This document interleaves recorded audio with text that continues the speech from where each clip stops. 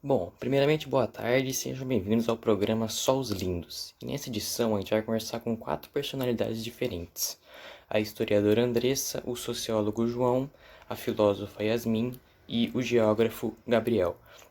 E para começar, a primeira pergunta vai para o sociólogo João. Na formação do território brasileiro, quais povos foram escravizados e em que eles eram utilizados? Bom, os povos que foram escravizados no Brasil foram os povos indígenas e os africanos. E os povos indígenas foram a primeira mão de obra escrava dos portugueses até meados do século XVII, quando eles começaram a ser superados pelos povos africanos. E para os portugueses era muito mais acessível você escravizar um indígena do que escravizar um africano. Só que tinha muitas questões que faziam essa prática ser muito mais problemática, como os jesuítas que queriam catequizá-los e não escravizá-los. E bom, os primeiros africanos começaram a chegar por volta da década de 1550 no Brasil por meio do tráfico negreiro, que foi um negócio que durante 300 anos fez muitas fortunas para Portugal. E os portugueses eles tinham feitorias instaladas na costa africana, desde o século XV, nas quais eles mantinham relações comerciais, e dentre essas relações comerciais estava incluindo a compra de escravos. E bom, durante os 300 anos que o navio negreiro existiu, ele trouxe cerca de 4,8 milhões de africanos para o Brasil para ser escravizados. Com esse número significa que o nosso país foi o que mais recebeu escravos africanos em todo o continente americano. E qual era o uso principal dos africanos? A princípio, era atender às demandas de produção de açúcar nos engenhos. E o que a gente tenta fazer para reparar esse efeito histórico no Brasil? O objetivo de reparar esse efeito histórico é fornecer quadros das principais ações federais com o recorte racial implantados durante o governo Lula, nas áreas da educação e da saúde. Muito obrigado, João. Agora minha pergunta vai para a nossa historiadora Andressa. O que é o colonialismo e quais semelhanças culturais o Brasil e a África têm em comum? Ao falarmos de colonialismo, é basicamente a gente falar dessa imposição de autoridade de uma cultura sobre a outra. E um exemplo fundamental para este tema é a dominação portuguesa que ocorreu aqui no Brasil e em alguns países da África.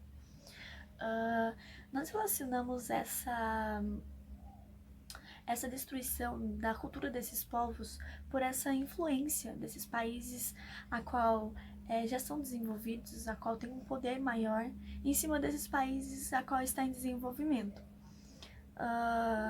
Com este processo de colonização, nós percebemos que a cultura brasileira e a cultura africana elas possuem várias semelhanças em comum e que já começa com a língua portuguesa, que é a língua oficial aqui do Brasil e é a língua oficial de alguns dos países da África. Na culinária, nós temos muitos pratos a qual vieram desses povos, como as pimentas, óleo de dendê, a famosa feijoada que no Brasil é um sucesso. Na música temos o samba, batuques, a qual são instrumentos usados para religião. Temos a capoeira, que é algo que une essas duas culturas.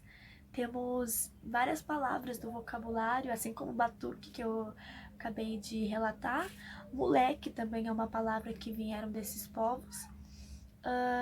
No aspecto religioso, temos o candomblé, que milhares de brasileiros seguem, e na moda vemos muitos brasileiros com tranças, tererês, rastafares, que é aspectos cultural desses povos africanos.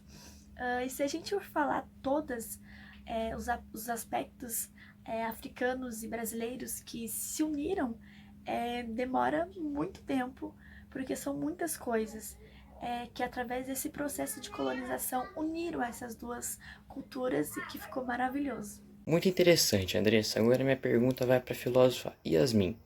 Yasmin, pelos conceitos filosóficos, o que podemos entender sobre a colonização? Leonardo. Bom, Leonardo, o que a gente pode se entender da base da filosofia sobre colonização, a gente pode interligar com as ideias de Maquiavel, principalmente na sua obra O Príncipe, que fala sobre manter um poder, né?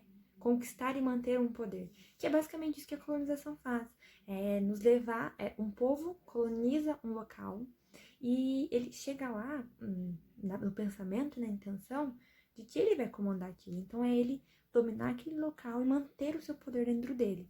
Que isso vai influenciar em exatamente tudo. A cultura de um povo levando para o outro, a desvalorização cultural daquele local, porque, veja, né? Quando se coloniza algum lugar, quando eles acham que eles precisam colonizar algo, é por território, por economia, enfim, por não acreditar que aquele povo possa se desenvolver, enfim, tem vários aspectos. Mas dentro deles é isso, é o ato de você levar exatamente tudo e implantar dentro de uma outra sociedade. É você colocar aquilo como verdade.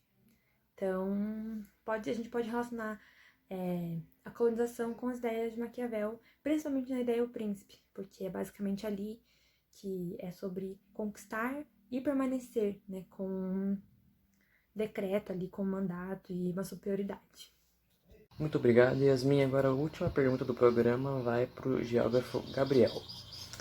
Gabriel, por que os problemas ambientais começaram logo após a colonização dos portugueses e o que o colonialismo e o neocolonialismo têm a ver com isso? Então, respondendo à primeira pergunta, a partir do momento que os portugueses descobriram o Brasil, iniciou-se o uso intensificado dos recursos naturais. A exploração iniciou-se no primeiro momento para a construção de casas e igrejas, e assim também começou o uso de caça, pesca e uso dos recursos hídricos. Os indígenas que já povoavam o Novo Mundo, termo qual os portugueses deram ao novo continente recém-descoberto, usufruíam da natureza, mas não havia grandes danos ao ecossistema. Com o passar do tempo, novas explorações foram surgindo, como por exemplo a exploração do pau-brasil, comércio de especiarias e depois do ouro, que também causou grandes danos à natureza. Os portugueses detinham o poder daquelas terras, explorando os indígenas que ali habitavam. Foi possível perceber que os processos de degradação do meio ambiente começaram a ocorrer a partir da colonização do Brasil, onde se iniciou a exploração dos recursos naturais, como por exemplo do ouro, de terras para extração de madeira, consumo de animais silvestres, construções de estradas, dentre outros. Com o passar do tempo, as ações antrópicas foram se expandindo até chegar aos níveis de degradação atual, havendo grande destruição da Mata Atlântica. No colonialismo, os objetivos eram os produtos tropicais, valiosos e, portanto, interessantes para a manutenção da balança comercial favorável e os metais preciosos. Já no neocolonialismo, os objetivos são matéria-prima, mercados consumidores e mão de obra barata. Bom, por hoje é só. Queria agradecer aos 4 participantes e todos que assistiram. Até uma próxima.